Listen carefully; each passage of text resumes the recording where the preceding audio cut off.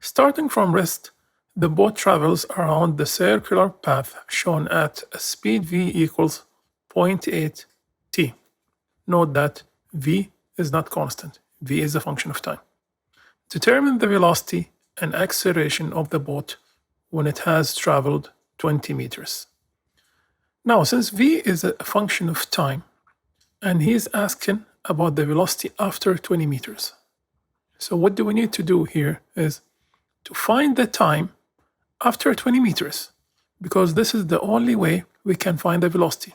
The velocity is not function of distance, it's function of time.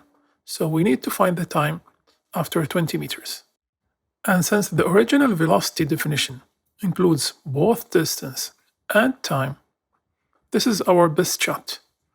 So we put dt to the other side, and we take the integration of both sides. Note here the following. The initial time is by default 0. The initial s is also by default 0.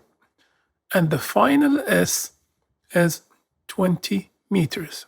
So your only unknown here in this integration will be the final time t, which is found to be 7.07 seconds. And now that we found the time after 20 meters, which is 7.07 seconds, we substitute that in the velocity equation to find the velocity after 20 meters, or similarly after 7.07 seconds, which is 5.66 meters per second. And now we have everything to find the acceleration of the boat. We have a of t, which is the derivative of v with respect to time, and it is 0.8. And we have a of n, which is v squared over rho.